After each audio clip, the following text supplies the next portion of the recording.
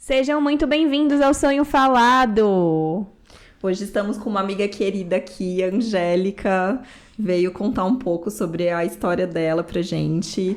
Se apresente pra gente, Angélica, fala um pouco de você. Nossa, gente, que alegria estar aqui, né? Na hora que vocês entraram em contato, eu falei assim, uau, que coisa gostosa, né? Que diversão vai ser isso. Já fiquei pensando nisso, Sempre né? muito divertido. A gente se reunindo é festa, né? Bom, eu sou Angélica Lopes Gonçalves, sou psicóloga clínica já há 20 anos. É o que eu mais amo fazer na vida, né? E assim, eu fui acrescentando ferramentas que não necessariamente, na minha prática, né?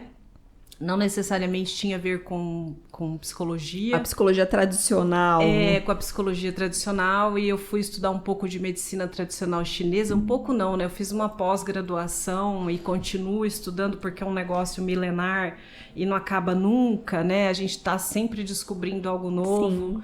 E é mágico trabalhar com o corpo. Uhum. E antes disso ainda fui trabalhar com terapias alternativas, né? Que é assim que a gente chama aqui, né? Fui trabalhar com abordagens energéticas. E está sendo incrível para mim essa experiência já faz alguns anos. E quando que você descobriu que você queria ser psicóloga? Nossa, Ju, essa pergunta é tão legal. Vou te falar por quê.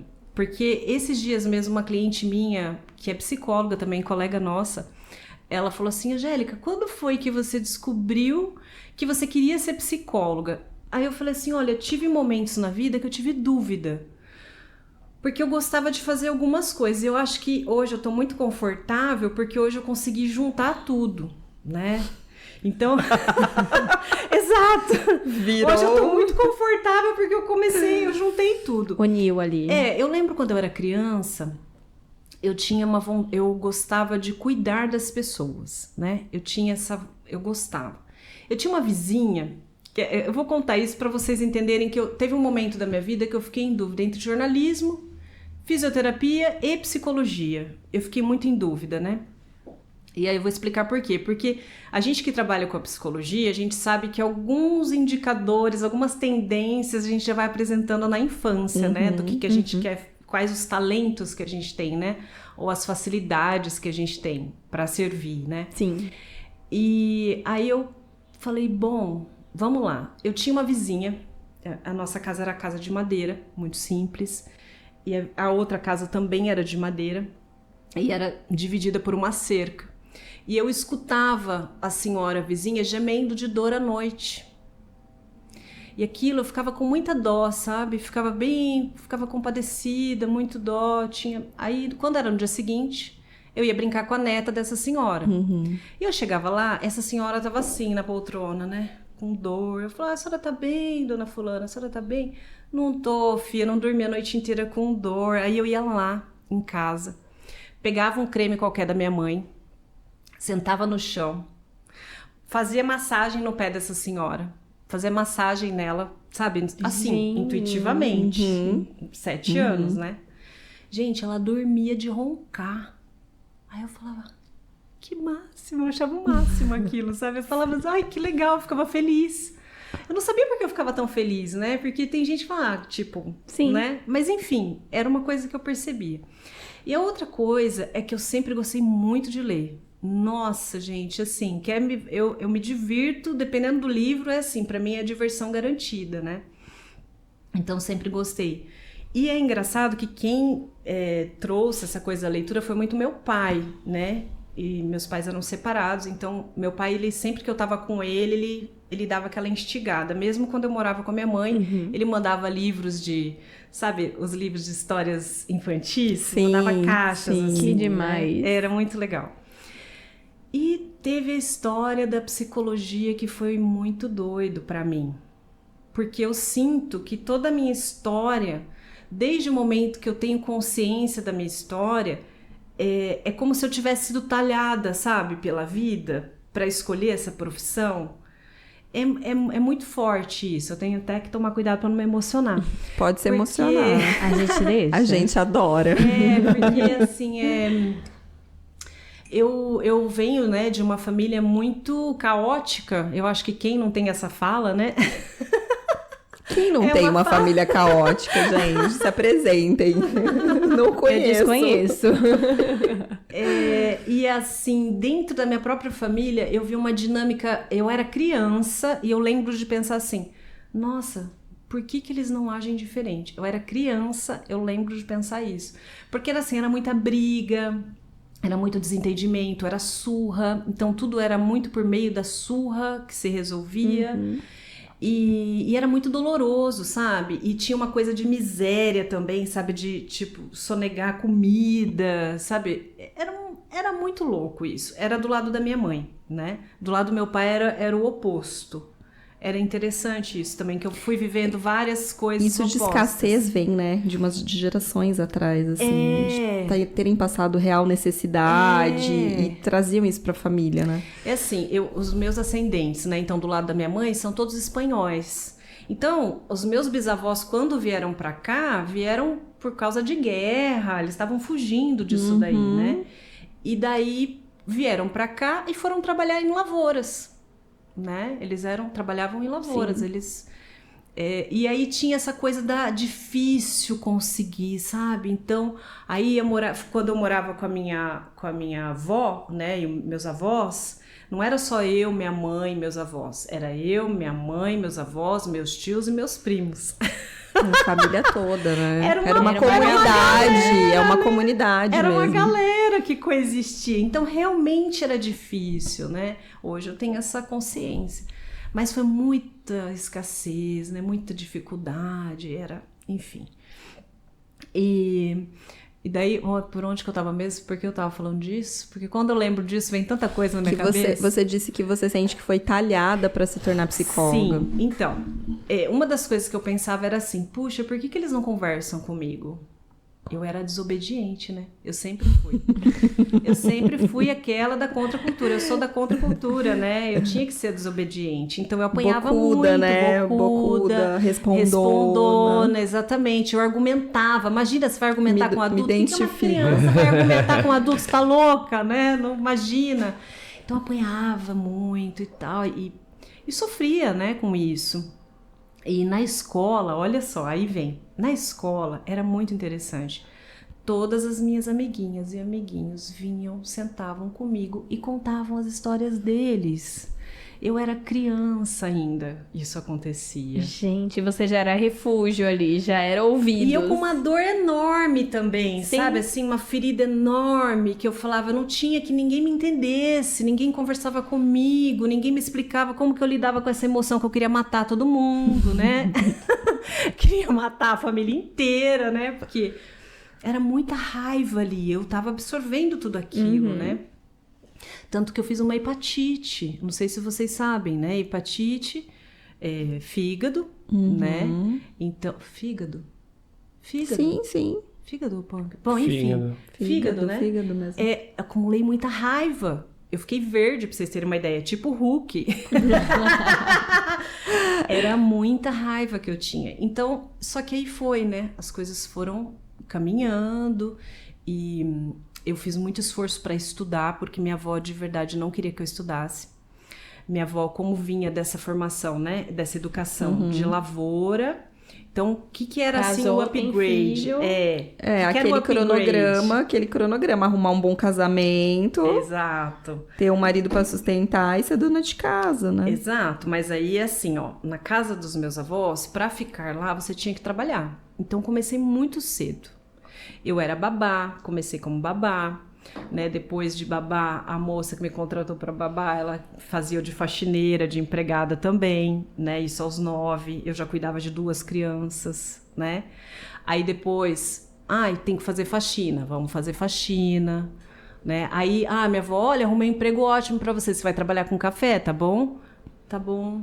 Aí passava a perua lá, pegava gente de madrugada. Você ia colher café? Não, eu não colhia o café. Mas eu e as meninas, que eram mais ou menos da minha idade, né? Coloca ali uns 13, 14 anos, trabalho infantil, né? Sim. Naquela época não tinha... Era 13 anos, mais ou menos. E aí a gente pegava um saco de 50 quilos, punha para torrar, os que estavam torrados a gente punha para moer, os que estavam moídos a gente colocava em sacos de 500 gramas. Era assim. Era o dia inteiro. Aí eu chegava em casa, gente, pensa num negocinho que era, sabe, assim, Uma era criança, uma criança, né? e era Sim. muito magra, né? Eu falo que eu só tinha cabeça e nariz, né? Eu chegava em casa com uma dor de cabeça lancinante, porque eu respirava Por causa café da cafeína, né? o dia inteiro, né? Então, essa foi uma fase, assim, e ainda o mais incrível, porque era um trabalho escravo pra mim, né? Porque a gente não recebia. Ah, não, mês que vem a gente acerta. Não, mês que vem a gente acerta. E ninguém nunca lutou por isso, sabe? Ficou por isso Uau. mesmo. E eu não tinha nem condições de buscar direitos, né? Sim. Depois disso, eu fui trabalhar como vendedora. Eu tô contando um pouco dessa trajetória Não, profissional. mas é importante pra gente fantástico. entender. Aí depois fui trabalhar como vendedora numa lojinha do bairro onde eu morava. Que aquele senhor foi, assim, uma pessoa incrível, de paciência para me ensinar as coisas e tal. Que eu tinha, o quê? 15, 16 anos, né? De lá eu fui trabalhar numa loja de móveis, aí já vendedora, né? E na onde eu tava ali no centro da cidade de Lins, tinha um rapaz que sempre passava ali na loja que eu tava trabalhando e ficava me olhando. Ai, o que ele fica me olhando, né? Achava estranho. Aí um dia ele me parou, chama Luciano Perim, não sei nem onde que ele tá hoje, espero que ele esteja bem e feliz. O Luciano falou assim: Angélica, você sabia que você podia desfilar e ganhar dinheiro com isso? Você tem tudo pra ganhar dinheiro com Gatíssima isso. sempre, né? Não, é que eu era muito magrinha e eu tinha esse cabelo, né? E bonita, né, babe? Porque não, feia, mas, coitada. Aí ele falou assim: olha, eu vou fazer uma reunião lá no meu escritório, deu o endereço tudo certinho, era perto de onde eu estava trabalhando, e eu fui. E naquela época eu trabalhava para um japonês que eu lembro que ele me estressava porque ele fumava um cigarro atrás do outro, e toda vez que ele acendia o cigarro ele queria que eu levasse o café para ele. Então eu não Claro, sabia o se dia eu atendia inteiro. a cliente que estava entrando, o cliente, ou se eu, né? Então, e ele era assim, enfim. Aí eu falei, puxa, essa pode ser uma oportunidade, né? Fui lá, aí ele pediu pra eu levar um maiô, né, pra ver e tal, porque aí eu ia desfilar e também ia fazer trabalho na galeria. Eu fiz manequim vivo, não sei se vocês já viram isso. Eu fazia manequim vivo, aí depois a gente começou a... Foi muito interessante porque foi uma transição muito rápida de desfile para promotora de vendas. Aí eu fui para promotora de vendas para uma indústria farmacêutica. Gente, e por causa do Luciano Perim, que ele tinha os contatos. Então, as 3 modelos dele foram trabalhar nisso. Que seria hoje os representantes farmacêuticos. Isso. Não era uma representante, mas eu viajava a região, né, para divulgar um produto. Na época era o concorrente do Biotônico Fontoura. Era um tônico, né? Que era, acho que tônico Blumen, nem sei se existe mais e tal. E eu vendia muito, muito. Então eu sempre era premiada, né? E aí, depois disso, eu falei, bom, agora vamos continuar, porque era tudo por contrato, né? Acabou o contrato, me chamaram para trabalhar para Coca-Cola. Falei, gente, foi muito assim, sabe? E você com que idade nessa época? Agora eu já tava com quase, já ia fazer 17. Gente, ela já tinha feito 1000 coisas, ela não era nem maior de idade ainda. Eu já tinha uns 17. Depois que eu trabalhei para Coca, era tudo por contrato, né? Então, assim, era contrato de 3 meses, 6 meses e tal. Depois que eu trabalhei para Coca, que era só para trabalhar, assim, divulgação de vasilhame, que era novo, era coisa assim, em mercado, né? Aí me chamaram para trabalhar com o telebingo das Olimpíadas. Eu falei, gente, como que é isso? Sabe, eu ficava nas lotéricas, vendendo, sabe? Tipo esses caras que ficam vendendo loteria. Sim. Eu fazia isso no calçadão de Lins, né? Então todo mundo me conhecia. E aí eu falei, olha só, né? Eu posso trabalhar com essas coisas, divulgando e tal. Bom, aí aconteceu um fato que foi o fato mais marcante para mim dessa época, que foi meu pai ter falecido.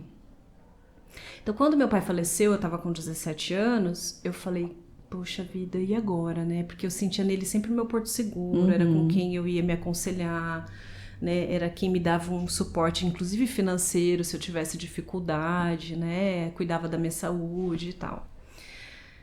Aquilo foi um baque para mim. E aí, ao mesmo tempo, foi uma virada de chave muito grande, porque minha mãe teve que me emancipar, para eu cuidar das coisas dele, que meus pais eram separados, né? Então, aí eu fui cuidar das coisas dele e tal, assim, tipo inventário, né? Não que ele tivesse deixado muita coisa, mas eu tive que lidar Tomar com isso, frente né? pra Tomar fazer. frente, E aí, depois disso, eu falei assim, tá, agora não dá mais pra eu ser arrimo de família, porque vocês viram fazendo todas Você é a mais velha? Sou a mais velha. Eu fazendo todo esse malabarismo, porque minha mãe não conseguia arrumar emprego, né? E meus irmãos, eu tenho 3 outros irmãos, eles eram menores, então não tinha como, né? Mas aí eu tomei a decisão mais difícil da minha vida, que foi quando eu falei pra minha mãe, mãe, eu vou sair de casa. E daí eu já sabia que eu queria, o que eu queria fazer nessa hora.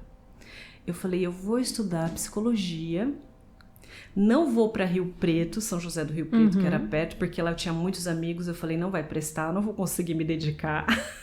Consciente, né? Desde Bom, sempre. gente. Falei, eu não vou conseguir me Já lhe dedicar. conheço. Já sei quem eu sou, a ponto de falar, não vai dar bom. Não vai dar bom. Eu tinha muitos amigos legais por lá e eu falei, não vai dar certo. Aí, vou para Bauru. Vou estudar em Bauru. Quando eu falei pra minha mãe que eu ia embora de casa e que eu também ia mudar de cidade, aí foi um baque. Tanto é que até hoje a gente ainda conversa sobre isso, né? Que ela fala que se sentiu abandonada, né? Porque, só que aí tudo foi mudando, né? Tudo foi mudando, cada um teve que assumir o seu lugar, né? Exatamente. Porque eu inverti muito a ordem das coisas, né? Eu acho que eu era muito arrogante, sabe? Que eu achava que eu podia dar conta mais do que minha mãe, sabe? E assim, sim. que ela tentava, mas não conseguia, que ela tentava, e para mim as oportunidades estavam aparecendo e eu tava agarrando e tava dando certo, né? E aí eu falei, bom, vou para Bauru e vou prestar psicologia. E foi assim, foi a melhor coisa que eu fiz, assim. Que aí eu encontrei alguns parentes aqui que me deram suporte no início, né? Me ajudaram um pouco. Mas eu cheguei aqui em Bauru sem conhecer. Cheguei na rodoviária, 19 anos. Que cidade que você veio? De Lins. De Lins. Eu tinha 18, eu ia fazer 19. Aí cheguei aqui na rodoviária, comprei o jornal e falei, tá, vou procurar kitnet pra morar. Peguei um táxi. Gente, ela veio pra cá sem nem saber onde ela ia. A linha dos catrochinhos do Chaves. Angélica, você é muito corajosa, cara. Total. Mas sabe o que eu tava buscando nessa época? Gente, parece uma coisa muito louca eu falar isso, sabe? Mas eu tenho consciência disso hoje. Eu estava buscando paz. Era paz que eu buscava, sabe? E eu sentia que eu só ia ter essa paz quando eu estivesse sozinha comigo. Sim. Quando eu criasse o meu espaço, quando eu, sabe, estivesse fazendo tudo aquilo que eu sonhei, que eu ia sentir paz. Então, o medo de não dar certo nem vinha na minha cabeça. Nem vinha. Eu falava, vai dar certo. Se até agora as coisas estão dando certo, né? E também tem aquela coisa de não desistir, né? Eu não desistia. Lógico, teve momentos que eu fiquei desempregada e fiquei apavorada, mas sempre eu estava buscando, né? Então aparecia. Eu falo, quem procura acha, né? Exatamente. E nem sempre é o emprego dos sonhos, né? Como, por exemplo, teve uma época que eu trabalhava lá na loja de imóveis e o dinheiro que eu ganhava, eu comprava coisas de manicure. E quando eu e minha mãe tinham um tempinho, final de semana, a gente batia de porta em porta perguntando se as mulheres queriam fazer pé e mão. Entendeu? Porque tinham 3 boquinhas lá, entendeu? Então, eu e minha mãe... Então, assim, muitas vezes minha mãe não gostava de fazer o pé, eu fazia o pé. Ela fazia a mão, eu fazia o pé. Entendeu? E às vezes era faxina que a pessoa queria. Ai, não tô precisando de pé e mão, mas eu precisava de faxina. Ah, a senhora precisa de faxina? Tá bom. Era assim, não tinha tempo ruim, né? Então a gente encarava o que aparecia, né? E minha mãe, eu acho que naquela época ela tava muito assim, ai, porque eu não tenho estudo, é por isso que não me dão trabalho, né? Ela tava muito assim nessa posição, mais se sentindo mais frágil, né? Mas eu falava, eu também não tinha, né? Eu tava estudando. Sim. Ali, lógico, tava fazendo ensino médio já, né? Nessa altura. E daí, quando você começou a faculdade de psicologia, tudo começou a fazer sentido ou ainda demorou um pouco pra você dizer, é isso mesmo que eu quero? Quando eu escolhi a psicologia, eu escolhi com uma coisa assim, ó. Eu quero fazer a psicologia para ajudar as pessoas a não sofrerem como eu sofri. Era uma coisa de reparação, sabe? Era como se eu quisesse reparar muitos danos na minha história pessoal, na minha linha do tempo, né? Que eu dei uma resumida, fiz um teaser, né? Mas eu pensava assim, quando eu entrei na faculdade de psicologia, foi um choque para mim. Porque eu vi, assim, o tanto de coisa que a gente tinha que ler e estudar. É desesperador. E aí você fala, mesmo. meu Deus, mas como que isso vai me capacitar, né, a lidar com as pessoas? Porque você só começa só a fazer sentido pra você quando você tá ali nos últimos anos. Nos últimos anos. Porque na faculdade você também vai sendo talhada, Sim. né? Você também vai... E quando a gente termina, dá aquela sensação de não sei nada também. Exatamente. Tipo, eu estudei todo esse tempo e eu não sei nada. E agora eu não sei fazer um ó com copo, né? O que eu vou fazer agora? É muito estranho essa sensação, muito Eu não estranho. tô bem, como é que eu vou cuidar de alguém? Meu Deus do céu. Não, mas aí o que clareou pra mim foi assim, primeiro ano de psicologia, os professores já falavam, olha, precisa fazer psicoterapia. E eu resisti, hein? Meu Deus, como eu resisti. Não, tem que fazer terapia. Eu resistindo, falei, tá bom. Aí um dia a professora chegou e falou assim, é o seguinte, se vocês estão falando que o problema é dinheiro, que não dá pra pagar, não sei o quê, a gente montou uma equipe de estagiários do último ano que vai atender o pessoal do primeiro e segundo ano. Aí não tinha mais como fugir. Aí eu falei, não tem mais desculpa, né? Aí fui. Que dó. É muito boa essa primeira dó. experiência como Que dó da paciente, estagiária, né? eu fiquei com dó dela, gente. Porque foi assim, parece que ligou um botão. Eu não parava de falar. Era uma coisa louca. Eu não parava de falar. Um monte de coisa engasgada saiu de uma vez de só. anos, né? De anos, assim. E aí eu lembro que ela só olhava assim, sabe? Em choque. Só olhava. Já marcando a sessão dela. Talvez você precisou, durante muito tempo, ficar nessa posição de autossuficiência pra dar conta de toda aquela carga. Sim. E aí, na hora que você teve uma brecha pra mostrar sua vulnerabilidade... Nossa, aí mas era tudo misturado, né? Era falando, chorando, soluçando e dar papel e, né? Era assim, foi assim. Mas foi muito catártico, né? Foi muito catártico. Aí no final eu falei assim, entendi. Eu entendi porque que eu tô aqui, né? Porque eu vou ser ela amanhã, né? Eu vou ser aquela que vai acolher a dor do outro, né? O sofrimento, as histórias, as narrativas. E ainda vou ajudar a metabolizar tudo isso, né? Então o negócio é sério. Tem gente que acha que é só escutar, né? Tem gente que fala assim, você escuta o problema dos outros o dia inteiro, né? Eu falei, se fosse só isso, né? Só isso estava fácil. Não é? Bom, e foi muito mágico quando eu me deparei com a psicanálise, né? Que eu falo que foi a abordagem, assim, que foi entrou como se eu estivesse vendo o filme da minha vida na abordagem, né? E a professora... Foi a primeira que você se identificou, então? Foi. A professora Silvana Bormel, ela é viva, felizmente. Beijo, se ela estiver vendo. Se ela assistir depois. Já pensou? Se ela assistir Você depois. manda pra ela. O pior seria se ela falasse, é viva ainda, infelizmente. Não, aí não. E ela falava assim, com uma maestria da psicanálise e com uma leveza, um negócio tão pesado, porque o Freud mergulhou fundo, né? Sim. E eu via assim, a minha família inteirinha ali, ó. Eu me via no meio, eu via toda a história, toda a dinâmica, sabe? Identificava cada parte, cada tema. Tudo. Até os processos psicológicos, os mecanismos de defesa. Eu falava, uau, eu vivi tudo isso. E aí foi dando aquela, né? E daí a gente vai conhecendo outras abordagens, né? Gosto muito do Rogers, gosto muito da humanista. A existencial também, ela traz a dor, né? Você gosta do Jung? Eu gosto do Jung, só que eu tive uma professora incrível, junguiana, mas eu não sei se eu não consegui entender a profundidade do Jung. Porque na faculdade eu também não consegui ter essa conexão com ele. Foi depois de alguns anos. E eu acho que é isso, é muito da maturidade também, né? Então, assim, a gente pega o pessoal... Eu acho que eu não tinha maturidade pra entender. O pessoal que começa a fazer psicologia, assim, muito cedo, logo depois que sai do colegial, naquela idade mesmo, né? Universitária ali. não tá maduro o suficiente pra conseguir acomodar alguns conhecimentos, porque realmente é muito profundo. Eu vejo pessoas que vão para a faculdade de psicologia depois dos 30, 40 anos, elas têm uma facilidade muito maior para conseguir pegar, sabe, a sutileza, a sensibilidade. Fez o caminho inverso, na realidade. Exatamente. Na verdade, assim, né? Não tem uma idade certa, mas é claro que quando a gente já tem uma vivência, fica mais fácil da gente assimilar tudo aquilo, né? E aí foi chegando mais pro final da minha formação, eu tive contato com a abordagem sistêmica, que fez a minha cabeça. Pirou o cabeção.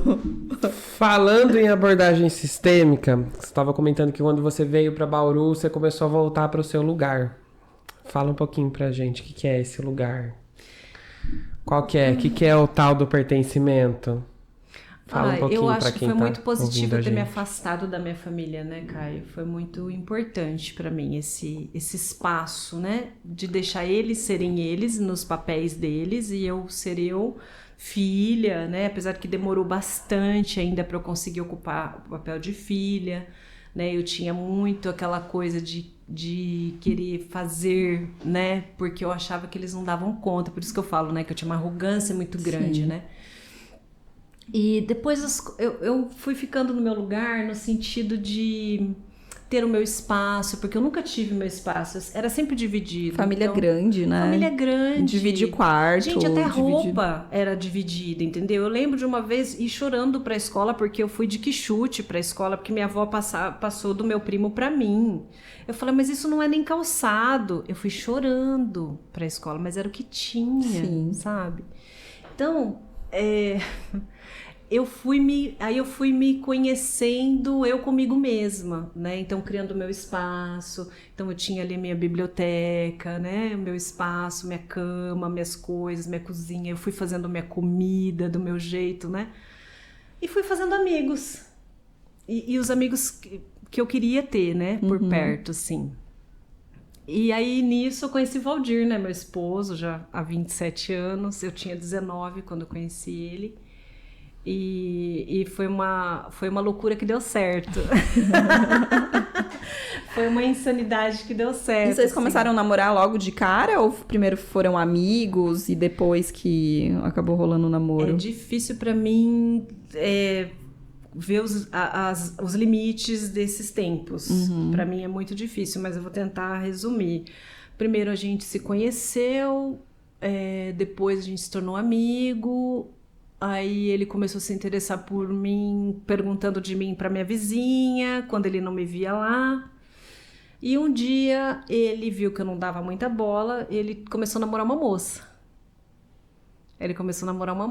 E aí eu achei... E ele falou, eu preciso trazer uma pessoa aqui para você conhecer. Aí ele levou a moça lá pra eu conhecer, uma moça bonita, inteligente. Meu Deus, eu acredito que ele levou Gente, a noção fazendo longe, a noção ali, ó. Passou longe. Ainda bem que ela tava fazendo psicologia. Não, porque ele falava que eu... Não, isso eu ainda não estava fazendo psicologia. Não? Ainda não. Quando eu cheguei aqui em Bauru, quando meu pai faleceu, eu entrei numa depressão muito forte. Eu fiquei quase 1 ano sem conseguir me situar. Então, eu não estudei. Eu só trabalhei porque era necessário, assim, então... Sobrevivência, né? Mas eu não estudei. Então, eu fui terminar meu ensino médio aqui em Bauru. Aí fui fazer cursinho, tudo foi, né? Então, nessa época ainda, eu tava terminando o ensino médio e já pensando no cursinho, né? Eu pensava em cursinho porque eu achava que minha formação tinha sido muito, sabe, daquele jeito, né? Mas, enfim... Aí ele levou a moça lá pra eu conhecer, uma moça bonita, inteligente. Eu olhei assim, nossa, que bacana, né? E a gente Parabéns, né? Felicidade, sei lá. E a gente tava assim, não, porque na minha cabeça a gente era amigo, né? Falei, a gente é amigo e tal, tudo bem. Aí quando eu vi ele saindo de mão dada com a moça, me deu um negócio, tipo... Deu uma pontadinha no peito. Falei, que estranho, né? Aí acho que eu senti ciúme, né? Tô achando aqui, levemente. Mas daí ele ficou com a moça e tal, né? Tava ficando com a moça. E a gente nunca falava sobre nada. Só que ele tinha uns comportamentos bem, tipo, sedutores, né? Do tipo, a gente morava de kitnet. Os comportamentos sedutores. Vou explicar. Ele era sedutivo, Era ele. mais ou menos assim. Ele acordava de manhã, tomava banho, ficava bem cheiroso, fazia o café, batia na minha porta e... Vamos tomar café da manhã comigo? Imagina isso, uma taurina, né? Que ama comer, ama mesa posta, ama essas coisas, né? Esses cuidados, assim. Aí ele foi me cativando, né? E ele, assim, ele via que eu tava lá faxinando minha kitnet. Ele, você precisa de ajuda? Ele era assim, então são esses... Prestativo. Prestativo. Será que Então. depois de Que signo que eu 27 vou dizer? anos existe Ele é alguém aquário. assim ainda? Aquário. Nossa. Ele é aquário. Ele é aquário. Mas Eu incrível. senti um engolido seco que deu pra ouvir daqui. Meu microfone é bom. Esse microfone, Angélica, eu te digo que ele é muito bom. Capta ruídos. Ele capta Sutis. ruídos, Eu né, não, acho que Giovana? até o campo da pessoa, né, deve captar. Ele capta. Ficou Ele vermelha, Giovana. O que aconteceu? Ai, chegou a hora da minha vingança nesse podcast, do episódio da Repig. É, porque teve um outro episódio aqui. Chegou a hora da minha vingança. Continua aqui, Angélica. Você quer perguntar alguma coisa, Giovana? Depois a gente bate papo ali.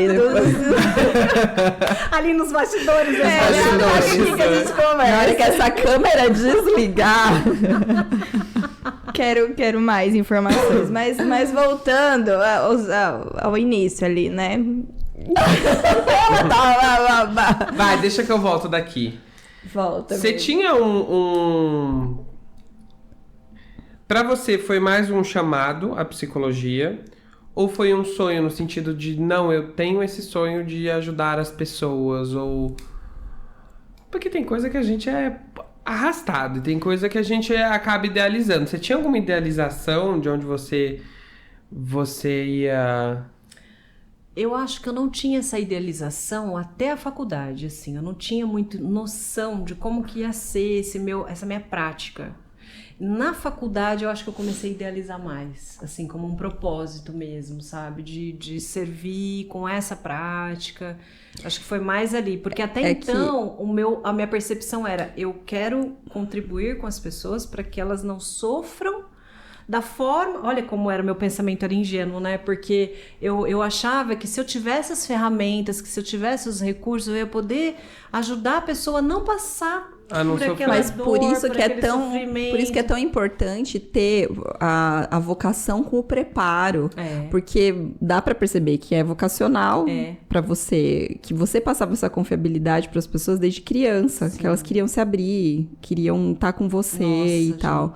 Mas que você precisava se preparar pra você utilizar corretamente essa vocação, porque é o que a gente vê muito hoje, boa vontade das pessoas feita de uma forma totalmente desequilibrada por aí. Em várias profissões, né? Não só necessariamente na área da psicologia. Sim. Então, acho que foi mais assim, na graduação que eu entendi que era uma coisa de... eu já entendi, é aqui que eu vou seguir, né? E em que momento virou a outra chavinha que você precisou expandir o seu conhecimento e não ficar só na psicologia? Você teve que trazer outras ferramentas que agregassem para ajudar as pessoas, né? Porque todos os seus estudos são para isso. Mas em que momento você fala assim, cara, só essa parte mental e lógica não tá faltando alguma peça aqui. E isso é um tabu encaixe. até hoje dentro da psicologia, porque se você se forma psicólogo, dá a impressão que você só pode ser aquilo, você não pode ser mais nada, sendo que a psicologia não define a gente. Exato. Principalmente nesse sentido da psicologia mais tradicional e tal. Então, muitas pessoas têm até medo de falar sobre essas outras abordagens que atuam juntamente com a psicologia por causa do preconceito dos próprios colegas. Sim. Essa pergunta é muito boa, viu, Giovana e Juliana? Eu vou falar uma coisa para vocês. A prática clínica, ela é muito solitária, né, Ju? São poucas pessoas com as quais você pode sentar e conversar e falar, puxa, por exemplo, vamos fazer uma supervisão, né, uma Sim. troca de informação ou de abordagens ou de, enfim, é muito solitária. Então, teve um momento que eu comecei a lembrar, né? Então, o que é o ser humano? O que é o ser humano?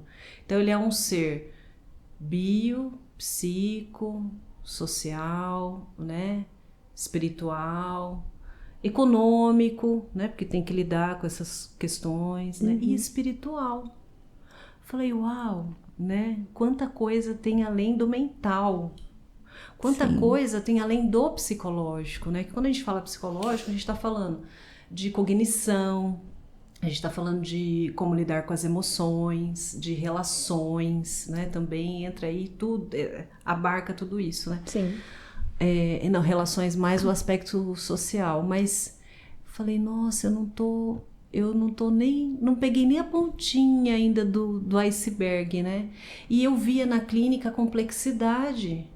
Eu falava, gente, é muito complexo. E eu fui fazer a minha pós na sistêmica. Eu lembro que na época eu falei com a minha professora da graduação, Maria Ivone, incrível também, uma mulher incrível, que ela falou assim, Angélica, você nasceu para fazer isso, vai e faz no melhor lugar que você pode fazer. E eu, aonde que é? Vai para PUC em São Paulo. Pois eu fui 3 anos viajando toda terça-feira, fazer essa pós. Uau. Toda terça-feira eu tava lá, picando o meu cartão, né? Eu falo, né? Foi o maior investimento da minha vida, não só financeiro, mas de tempo, de energia, mas foi um ganho, assim, que foi onde a minha mente começou a olhar para esse ser mais complexo, né? E aí eu falei, tá, então por onde eu começo agora, né? Além de tudo isso aqui que eu tô vendo, né? Aí, gente, me deu um estalo um dia, eu falei, quero fazer reiki. Do nada. Vamos fazer o reiki. Eu quero conhecer o reiki. Vou fazer reiki. Aí fui fazer o reiki. Falei, gente... O que é uma chave virada, né? Porque ninguém é o mesmo depois do reiki.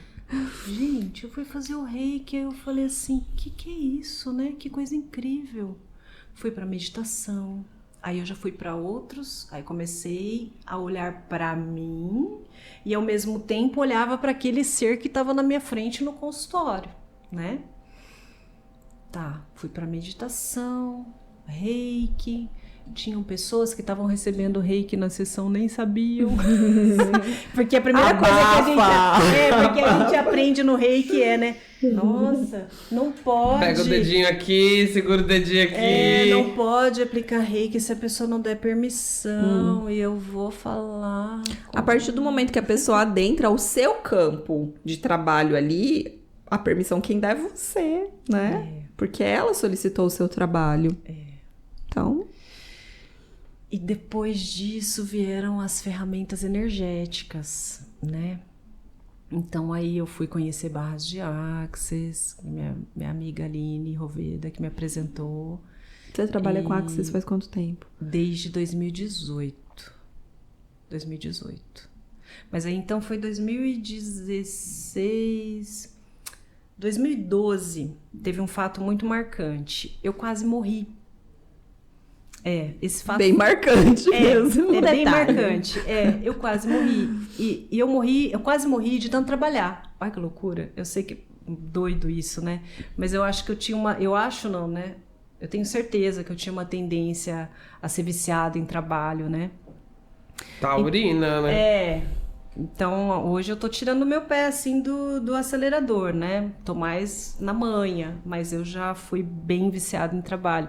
Então, eu lembro que eu dava aula no Senac de manhã, eu ia pro consultório à tarde e ia dar aula na FIB à noite. Meu Deus. Eu fiz isso por muito tempo. O que aconteceu? Eu tava com uma infecção, vocês vão entender por que eu tô falando isso, porque foi a minha virada de chave primeira, que foi onde eu cheguei no reiki e tal.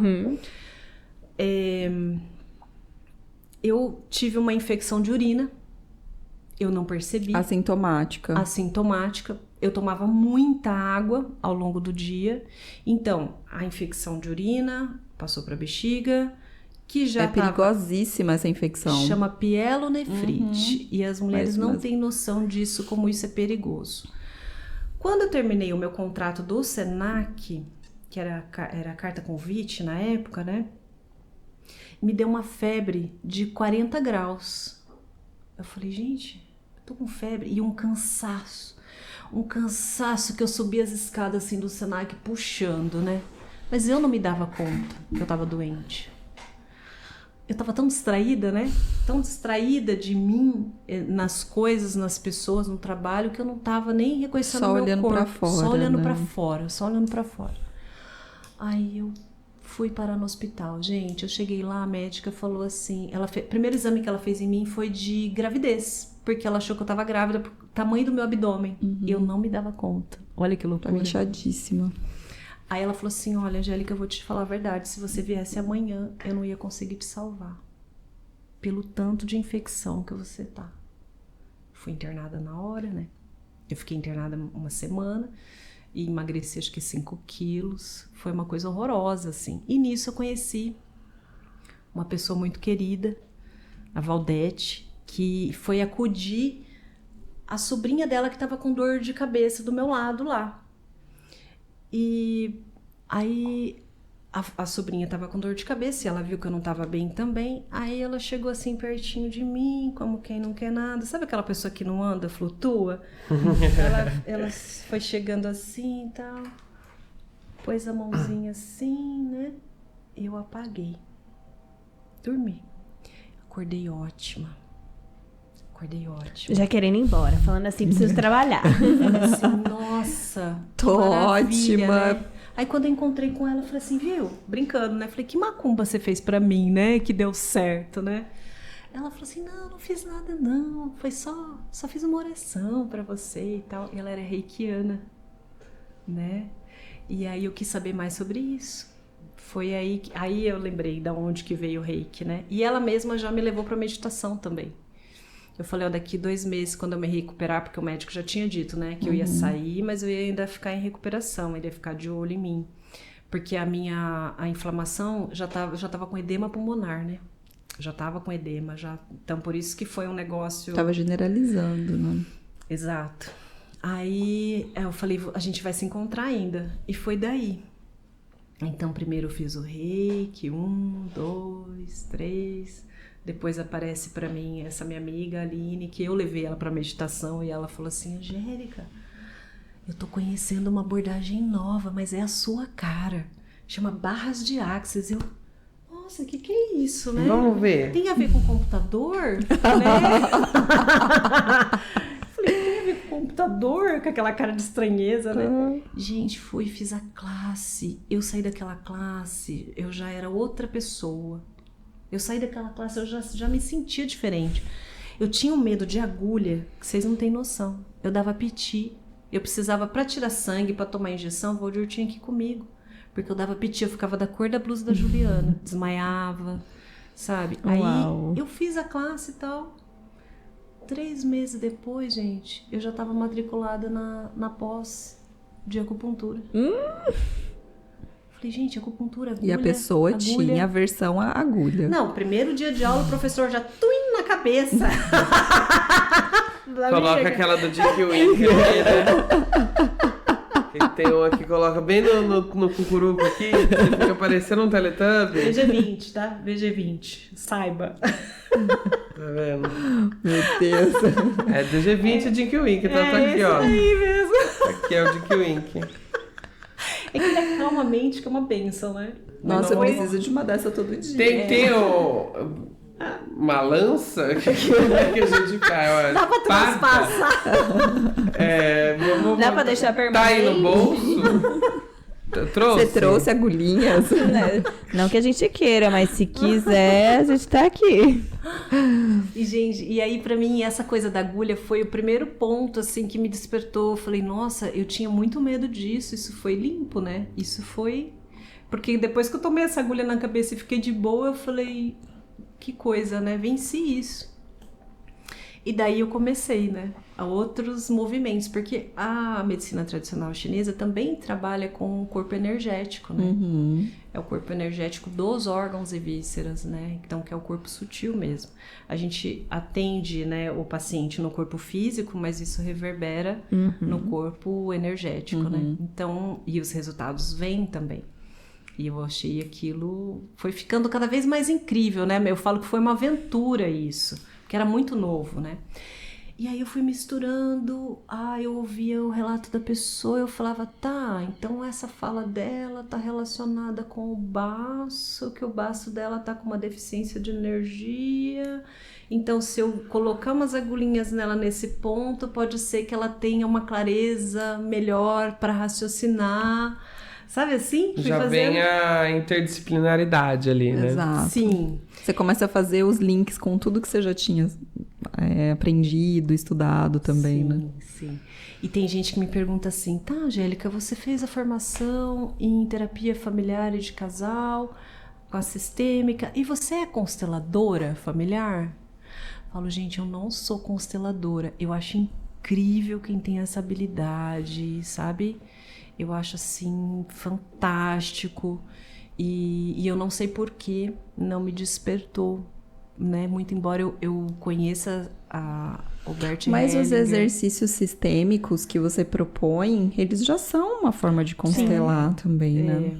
De certa forma, a gente acaba ressignificando as nossas narrativas, né? Muito. Então, sim, mas é que aí é uma outra abordagem, né? É uma abordagem de você entrar num campo que eu acho que é muito dom, né?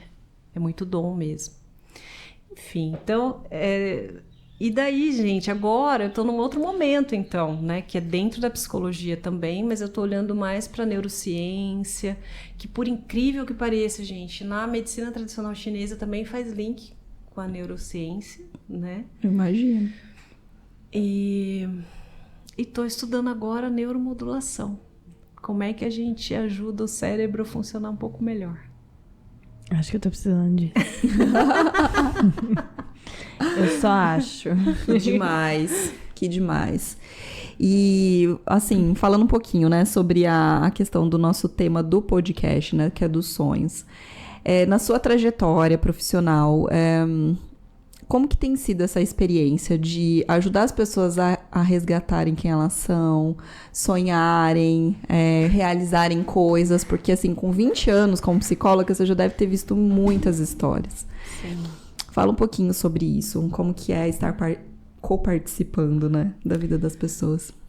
Um trabalho que eu gosto muito de fazer é desmistificar o sonho, porque as pessoas acham que sonhar é para poucos, né? E eu falo que o sonho é uma faculdade mental, né? A gente tem essa capacidade de imaginar. Então, toda vez eu falo que tudo que a gente conhece tem duas criações. Então, essa xícara que está aqui, né, essa mesa que está aqui, alguém primeiro sonhou ou visualizou, imaginou na cabeça, né, no plano mental, no plano abstrato, e depois conseguiu materializar. E tudo na vida é assim, né? Então, primeiro você sonha, cria no mental para depois materializar, né? Aí a gente vai ver quais são as melhores vias para isso, Sim. né? Então, eu trabalho muito isso. E uma coisa que eu percebo é que as pessoas têm muito medo de sonhar, porque elas têm medo de fracassar. E o mais engraçado, não é só o medo do fracasso que elas têm o medo do sucesso também. Mas me conta.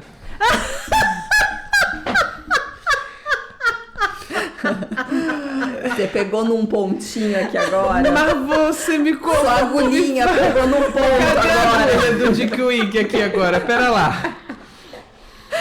Eu sabia que isso ia ser divertido. Sempre é. Como eu falei pra você, nós somos os primeiros espectadores que ficam assim, ó, Anjo, isso aqui tem absorvendo sido. tudo. Mas isso é muito real, o que você tá falando. O medo do sucesso. Por que o medo do sucesso? Porque as pessoas falam assim, tá, eu chego lá, tá todo mundo testemunhando, e será que eu consigo manter isso? Será que eu não vou despencar? Será que eu vou... Cair do pedestal. Cair do pedestal, né? E aí eu falo que o sucesso é uma coisa... As pessoas idealizam muito o sucesso, né? Eu falo que o sucesso... Hoje, né, a nossa sociedade coloca que o sucesso é a visibilidade, né? Quanto mais visibilidade você tem, mais sucesso você tem. A sociedade coloca assim. Mas não é bem isso, né? O sucesso é você saber o que você está fazendo e o resultado que você está tendo está sendo benéfico para você e para outra pessoa. Exatamente. Isso é sucesso.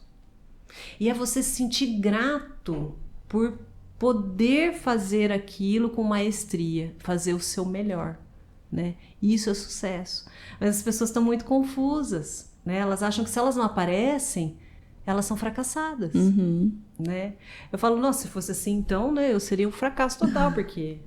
Não, mas não a dou minha maioria cara, das né? pessoas vive no anonimato. E tem muita gente feliz, muita gente fazendo um monte de coisas, mas não precisam ficar toda hora mostrando também, né? Sim. Fala. Não, eu tô olhando a cara de Giovana. Pode seguir daí, pode seguir daí. É que eu já levei 3 porradas aqui, eu até... Tá quietinha. É. Olha, eu sei da cola também, viu? Ai, que bom. Que bom. Que foi no ponto assim, ó, pá, certeiro. Eu falei, Senhor. Eu juro amado. que não é proposital. Não, mas é importante. E foi sensacional você falar isso, porque realmente essa história do sonho, que a gente tem medo tanto do fracasso quanto do sucesso, é muito real, né? Sim. E o Caio tava rindo e falando que todo mundo sente isso. Sim. E o sonho do sucesso é muito pouco falado. É como se não pudesse falar sobre isso, né? Como se fosse velado ali. Então, tipo, tá tudo bem também ter sucesso. E o que acontecer depois vai dar jeito. Tem uma coisa que eu aprendi na meditação, né? Em tudo que eles trazem, assim, é que a única coisa que a gente tem que fazer, é a única coisa. O que eu escolho fazer, então a minha ação, né? O que eu escolho fazer, o quanto de energia e tempo eu vou dedicar àquilo, eu não posso colocar o meu foco no resultado. Porque se eu coloco o foco no resultado, muitas vezes eu já começo a sofrer por antecipação, eu já desisto Não, isso da minha ação. esgota, gente, suga a nossa alma quando a gente fica presa no resultado. Exato. Então, o que eu posso fazer? Por exemplo, os amigos convidaram para um podcast. Ok, vamos lá, vamos ver o que dá. Sim. Vamos ver o que isso vai criar, né, para nós. Né, de conhecimento, de troca, de amizade. A gente fala que é um movimento de expansão, né? De estar sempre falando sim para novas oportunidades, coisas que podem te trazer o novo. O novo. Então, se eu coloco o meu foco, por exemplo, eu vou atender a pessoa, né? Se eu coloco assim, eu tenho que curar essa pessoa, eu tenho que resolver o problema dessa pessoa, eu não vou estar inteira ali, presente. No processo, você já vai estar focado no resultado. Exato. Então, a possibilidade disso não sair como eu gostaria é maior. Quando a gente fala para nós mesmos, né? Eu tenho que, você já tá impondo e aí o bloqueio já... E o que a gente esquece, né, é que a gente tá fora do controle. A gente tá fora... Eu vou passar outro café ali. Eu acho que eu também vou querer. Tem uma panela no fogo. Eu acho que eu deixei a panela no fogo em casa, gente. Se eu tô embolada, eu preciso de um café aqui. Não, tem criança chorando em casa. Eu vou... Você devia ter comprado um descafeinado, podia. Não pode. Você devia ter colocado uma cláusula na promessa ali, ó. Descafeinado pode. Mas não é verdade, gente. Vamos pensar sobre quais aspectos mesmo nessa vida que a gente tem controle. Nada. Né? Às vezes a gente até planeja. Eu falo, planejamento é importante, óbvio. Eu sento no domingo, planejo. Durante essa semana eu quero resolver essas questões, ou eu vou atender tais pessoas. Faço planejamento, né? Vou estudar tal coisa, vou na academia, faço meus planejamentos. Tem coisa que sai completamente fora do que eu planejei, e daí eu tenho que falar assim, tá, ok, essa é a consciência que se requer, é essa energia que se requer nesse momento, eu tenho que desviar minha atenção, minha energia para outra coisa, e tá tudo certo. Né? Porque a gente não é uma energia, não é uma coisa estanque, né? Tipo, robozinho, né? A gente é programado. Querem fazer a gente acreditar que a gente é robozinho. Mas a gente não é, a gente pode sair do piloto automático e pode fazer outras coisas. Eu falo que o que me ajuda muito é ter uma certa flexibilidade assim, ó, no sentido de, tá, não deu certo isso não saiu como eu gostaria, qual outro caminho que eu tenho, né? Qual outra possibilidade que eu tenho? Ou então, em qual época ou qual outro momento eu vou conseguir executar isso? Sim. Ou até uma outra pergunta eu faço, mas será que é mesmo para eu executar isso? Então, eu fico muito me fazendo pergunta, né? Porque às vezes a gente quer alguma coisa, deseja alguma coisa e tal, e às vezes você tá na contramão. Uhum. Não era bem aquilo, né? Então, eu falo que a gente aprender a aceitar a vida, porque a gente luta contra, né? A gente é resistente, a gente não fica ali, não, mas eu não quero assim, não pode ser assim, porque tem que ser do meu jeito, porque do meu jeito é melhor, porque Fica eu no já... braço de ferro ali, né? É, e aí eu falo, tá, e quantas infinitas possibilidades eu não estou enxergando aqui? Olha, Querendo só enxergar, né? Aquilo que o meu campo de visão, né, tá mostrando. essa é uma das minhas lutas. Porque é difícil aceitar quando as coisas não acontecem como eu tinha programado. Eu tô tranquilo quanto a isso. Pra mim não é problema. Eu também, eu acho assim sensacional. E aí, Adoro viver em e aí eu constância, assim. acabei em uma palestra, uma aula, na verdade, eu acabei ouvindo isso de uma professora de constelação e ela falava assim que é muito importante a gente se acolher nesse momento também, né? E você repetir algumas frases. E tem algumas frases que ela falou naquele dia que eu guardei e eu sempre falo pra mim que foi como tinha que ser. Eu aceito e agradeço. Mas eu tenho que repetir isso umas 10 vezes até ser realmente sincero, entendeu? Mas é uma forma de você tentar, porque a partir do momento que você percebe que a sua resistência está travando tua vida, você tem que fazer alguma coisa em relação àquilo. E o mais interessante, assim, Ju, tem coisa que trava a gente, não é só aquilo que a gente discorda ou resiste. É também aquilo que a gente se alinha e concorda, sabe? também. Tem coisa, porque são crenças muito fortes. Então a gente fica se alinhando e concordando com alguns pontos de vista e aquilo passa a determinar, muitas vezes, aquilo que a gente acha que é uma escolha, mas não é condicionado. Você está condicionado. Então, tanto o alinhar e concordar pode travar a gente, como o discordar e resistir também. Porque aquilo que eu estou discordando e resistindo, nossa, imagina assim, ó. E se eu não tivesse mais essa discordância, essa resistência, como seria? O que eu poderia descobrir sobre mim? O que eu poderia ganhar? O que poderia ser um presente? O que poderia, né? Muitas coisas, provavelmente. Porque aqui tem medo, né? Medo, discordar, resistir. Que é, Giovana? Isso o microfone não captou. O que faz?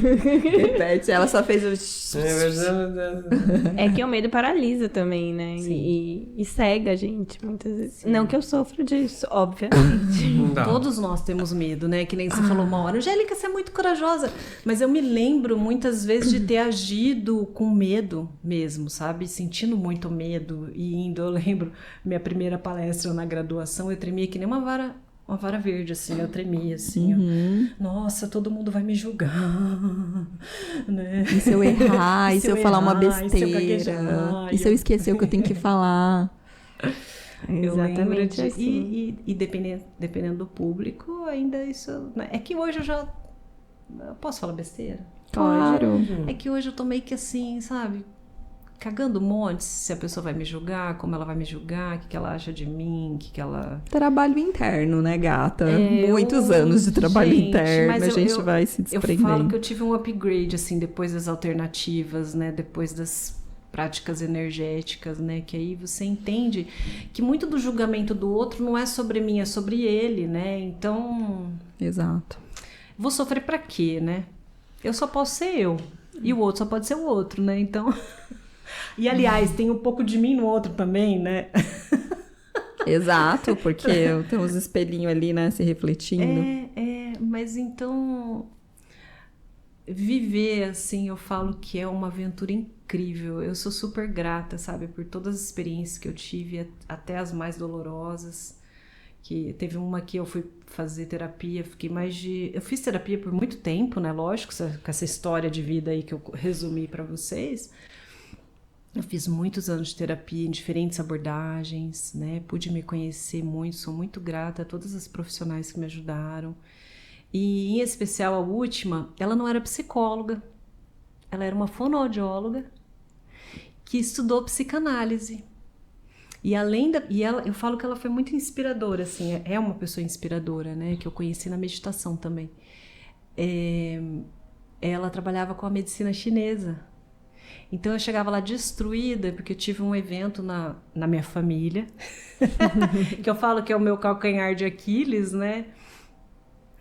Foi em 2015, e aí eu tive que romper com eles, de uma vez por todas, assim, rompi mesmo, né? E eu fiquei estraçalhada, eu senti que eu tava entrando num processo depressivo, né? Eu falei, opa, deixa eu buscar ajuda. E fiquei lá um ano e pouquinho, toda semana, né? E aí ela fazia auriculoterapia em mim, né? Auriculopuntura. E me ajudou demais, assim. Eu falo que sem essa... E ela me abriu muito, é lógico que ela fazia psicanálise, só que ela não era uma psicanalista ortodoxa, né? Sim. Ela interagia bastante, se colocava bastante, e eu me identificava com ela, porque eu também sou muito assim, né, na minha prática. E foi o que me ajudou, sabe? Foi o que me ajudou a ampliar, assim, muita coisa também sobre mim. Agora, o processo de autoconhecimento, gente, é até o fim da vida. Infinito. É eterno, não adianta. Não tem uma fase que você fala assim, parabéns, você zerou o jogo. Agora você já tá super só se iluminada. For zerar pra ter já que tá iluminado agora. Perdeu todos os pontos. Acabou, reseta. Todas aquelas Volte ao início. Exatamente.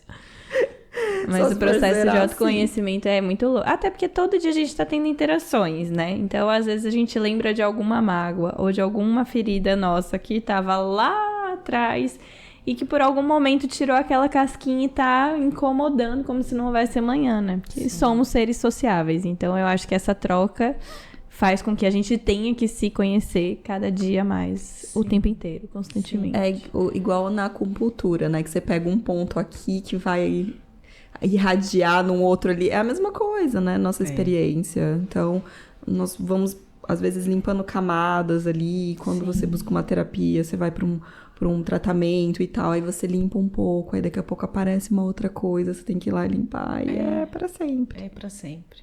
E voltando no sonho, né, que vocês estavam falando, eu percebo que auxiliar o cliente a ter coragem de sonhar, porque é assim, eu não vou sonhar, porque não cabe na minha realidade. Sabe aquela limitação muito forte, tipo, não, isso não é pra mim, isso é pra fulano, mas não é pra mim. Então, trabalhar primeiro a questão de quais os recursos que a pessoa tem para confiar nela mesma, em primeiro lugar, né? Confiar nela mesma. Olha, mas lembra essa situação aqui, que foi desafiadora para você e você conseguiu vencer isso? Quais recursos você usou para vencer isso, né? Para lidar com isso? E como seria se a gente transpusesse esses mesmos recursos para essa situação atual? Né? Olha, tá vendo como você consegue? Porque eu escuto muitas pessoas assim, eu não sei, eu não consigo, eu não posso sonhar, eu tenho medo de cair, e fica se comparando com outras pessoas o tempo todo, sabe? Olha o fulano, você viu que o fulano viajou não sei pra onde, ou você viu que o fulano tá fazendo trabalho não sei do quê. As pessoas que não se enxergam, elas não conseguem enxergar as potencialidades, todo mundo vê menos elas. Então, assim, mas esse processo de autoconfiança é um processo, assim, de você olhar para si e reconhecer tudo aquilo que você... quais foram as suas forças, quais são as suas vulnerabilidades, né? Aquilo que mexe com você a ponto de quase paralisar, né? Então, olhar para isso, né? E quais são as oportunidades que você está tendo e que muitas vezes você está deixando escoar pelos dedos? E o que de verdade te ameaça? Porque muitas vezes a gente fica pensando, né? Ai, mas né, isso é uma ameaça para mim, não vai dar certo, vou fraquejar ou sei lá o quê, né? Ou alguém vai me prejudicar de alguma forma, né? E se coloca numa posição de vítima. Então, a questão é, né, o quanto eu estou disposta a ser a protagonista da minha história, né, a ser autora da minha história, o quanto que eu estou disposta a ter essa coragem. Sair né? da sombra dos outros, né? Que muitas vezes a gente fica assim, né, ai, mas quem que vai me ajudar? Vocês estão se comunicando com o os dois olhar rindo de nervoso aqui, que é um negócio que a gente tava eu conversando. tô achando que eu tô causando desconforto. Não, você tá maravilhosa. Tá sendo Você tá cirúrgica. exatamente, cumprindo completamente Cirúrgica. o seu papel. Tá. O pior é que tá, assim. Se a gente tivesse ensaiado, talvez não tivesse. Tá não. vendo por que não precisa de briefing, de Que na roteiro? hora sai o que tem que sair, Angélica. É assim. Eu aprendi muito isso no Access, né? Que eles falam, vamos seguir a energia, vamos seguir a energia, vamos ver o que isso traz, né? O que vai... E sempre contribuição, né? Eu falo que não tem Muita. como a gente não aprender com o outro, né? Eu tô Não aqui tem. aprendendo com vocês também, que eu tô achando o máximo isso, sabe? A gente É poder... muita troca que a gente abrir. tem com as pessoas aqui, assim. É fantástico. Por isso que a gente se encantou tanto por esse trabalho. Muito legal. Que não é fácil, tá? É um desafio, porque nós somos os maiores sabotadores desse trabalho. O Caio desviou o olhar.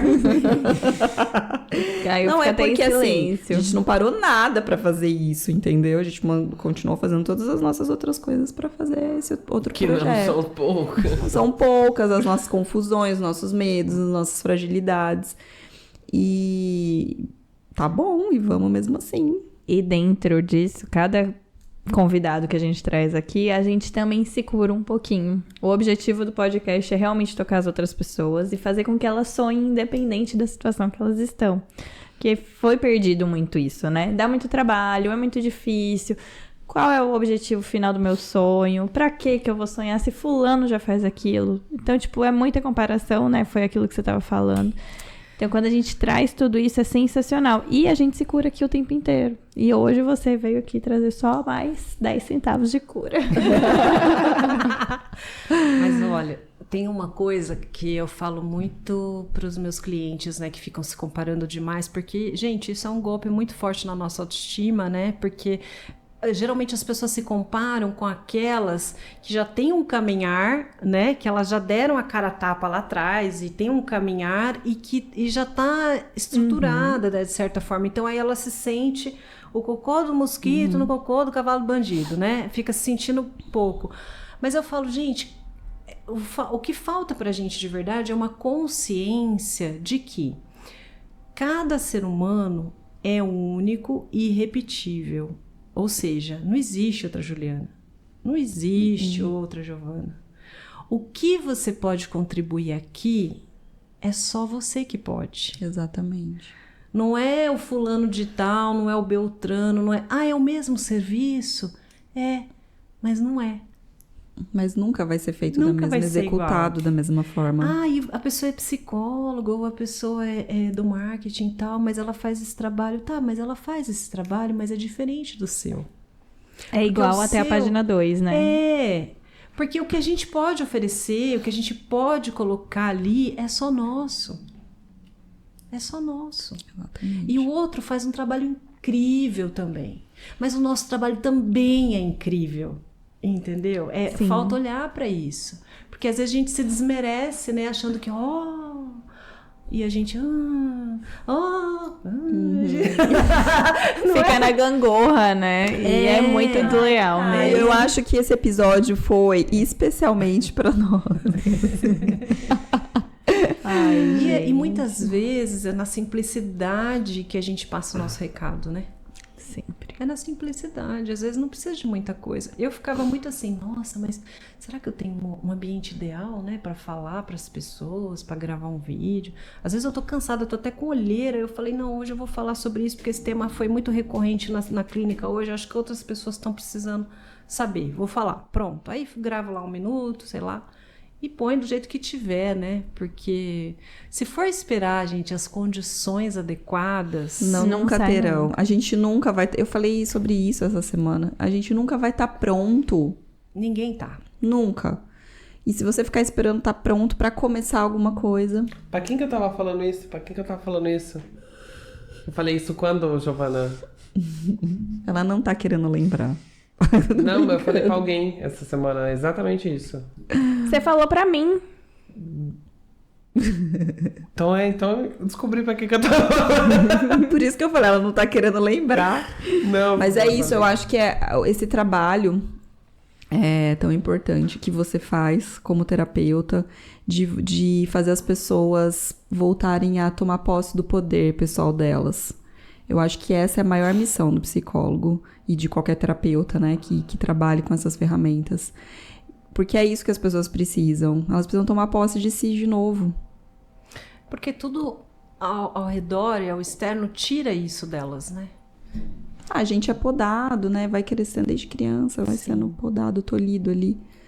Sim. Mas quando a gente consegue se assumir, né? Assumir o nosso eu mesmo e falar, tá, eu sou assim, eu tenho meu tempo para fazer as coisas, ou eu preciso primeiro ter que lidar com algumas coisas dentro de mim para depois. Tá tudo bem também. Ninguém tem pressa aqui.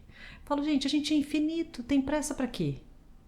Ai, se eu não fizer hoje, vou ter que fazer quando, né? Ai, a gente Juliana. é infinito, se a gente não conseguir fazer nessa vida. Gente, vamos pensar. Nossa vida é curta. Não falei pra você, eu tô chocada, porque 47 anos, gente, mas 47 anos eu ainda não fiz nem metade do que eu quero fazer ainda. Né? Já tô chegando ali na meia idade, mas poxa, não fiz nem metade ainda. Então, né? Vamos viver até os 80, 100, sei lá. É pouco. Pouco. Então a gente é infinito, vamos pensar assim, ó, vamos fazer o melhor que a gente pode aqui agora, entendeu? Todo dia. Todo dia, todo dia um momento, pouco. né? E vamos devagar. A constância, Ju, isso que você falou pra mim é o meu lema. Eu sou constante, eu vou devagarzinho, mas eu vou, sabe? Eu vou dando pequenos passos Sim. em direção aonde eu sonho chegar, né? E assim eu vou. E assim eu vou. Eu já tenho uma visão, eu tenho minha visão já de como que eu vou ser até daqui uns 3 anos, 5 anos, já tenho uma visão. Eu já visualizei. E isso é muito importante fazer, sabia? Visualizar, né? Eu aprendi isso no Access, eu aprendi isso com a Elaine Orives, não sei se vocês conhecem. Não Gosto conheço. muito dela e eu visualizo aonde eu quero estar, como eu quero viver, como eu quero ser. E eu visualizo tudo, até minha pele, meu cabelo, minha eu vou condição começar a fazer, porque sua física. pele tá ótima. 7-8 aí, hein, gente? 7-8. Sua pele tá amada. A amada tá maravilhosa. Exatamente.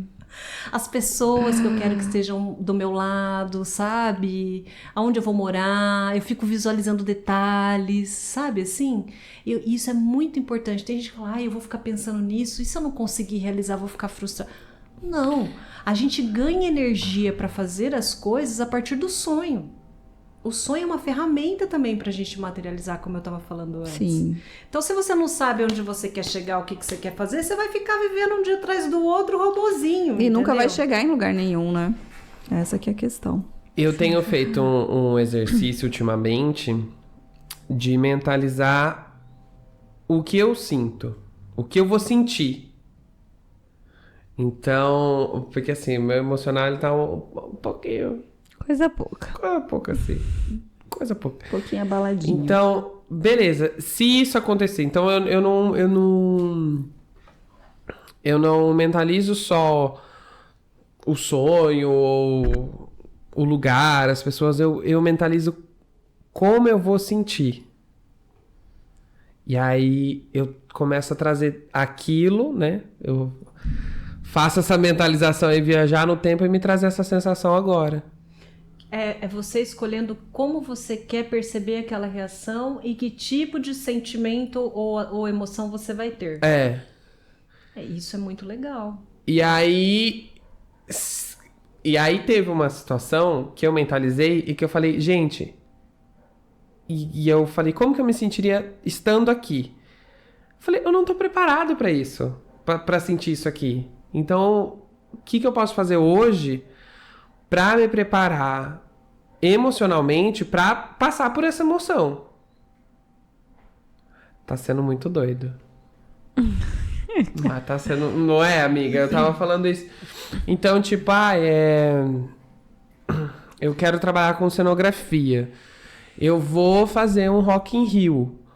Aí eu me imaginei, no dia da montagem do Rock in Rio, como que eu vou me sentir? Não, tá, pera. Deixa eu voltar aqui então, porque eu preciso estar bem nesse dia, sabe? Mais ou menos por Você aí. não vai estar bem nesse dia. Mas não, cara. Eu tô aqui, ó, tentando antecipar. Isso daí chama ansiedade, não é sonho, né?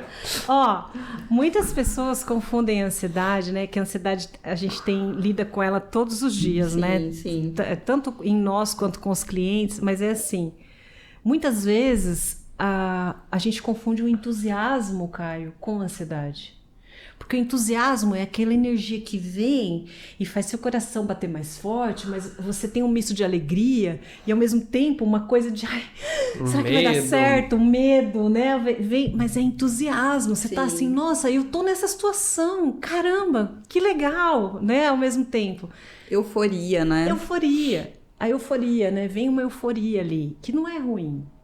É que a gente tem assim, ó, a gente tem um chipzinho que foi implantado na nossa cabeça, que pra gente tá bem, todas as circunstâncias têm que estar favoráveis. Só que como seria se eu permanecesse bem, mesmo nas circunstâncias desfavoráveis? Como seria?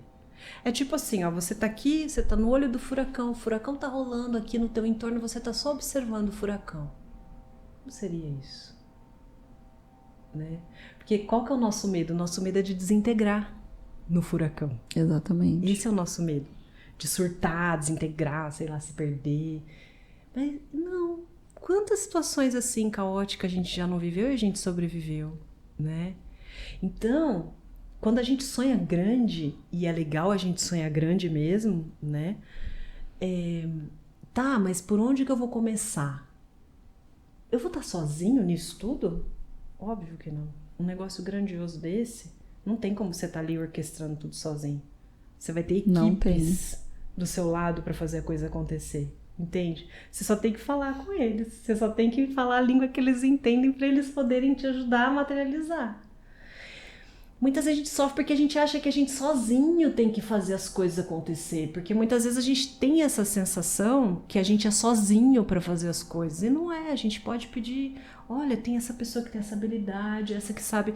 Como é que foi? Vocês juntaram? Juntaram por quê? Porque tem essas habilidades. Vocês estão ali, um dando suporte pro outro. Cada um com as suas habilidades. Exatamente. E pedir ajuda é importante, né? Muito. Deus me livre se eu não tivesse pedido ajuda. Em várias situações, né? Eu não sei o que seria de mim. E humildade, né, gente? Eu falo que humildade... Pensei que essa não ia ser lembrada, gente.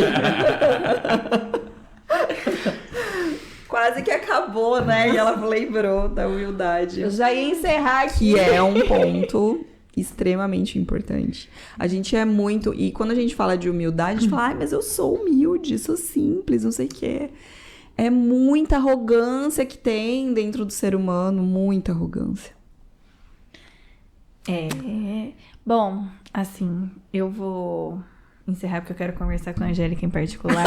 Foi maravilhoso, Angélica. Ai, A gente gente, vai eu amo fazer vocês. uma terapia aqui. Obrigada em grupo, por você ter Agora a gente Rapidão. vai fazer uma terapia. Vai ser urgente. agora em grupo, É rapidão, sem câmeras. sem câmera. Vai ser no offline. Tacar umas almofadas aqui, ela trouxe os tojinhos de agulha. Mas, Angélica, muito obrigada por você ter aceito o nosso Eu convite. que agradeço, E por ter partilhado tanta coisa maravilhosa. Você realmente foi incrível aqui, trouxe coisas pontuais e que merecem realmente ser multiplicadas aí. Espero que a gente consiga, que foi sensacional. Muito obrigada pelo gente. convite. Obrigada mesmo. Obrigada. Vocês são muito generosos, viu? Obrigada pela tua generosa. presença aqui, por você ser uma profissional espetacular. Ok, E tá se doando tanto, assim, você tá sempre tentando se aprimorar, a gente percebe isso, você tá sempre em busca de conhecimento, de novas coisas pra continuar contribuindo com a vida das pessoas, isso é fantástico. Isso mostra o tamanho do seu coração e da sua generosidade. E a gente tá muito feliz de você ter aceitado estar aqui com a gente esse tempinho. Como não aceitar? Não tem nem como, só gente amada. Mas foi muito bom. Obrigada, gente. Obrigado, Angélica, por ter aceito o convite, por ter vindo nesse domingão aqui.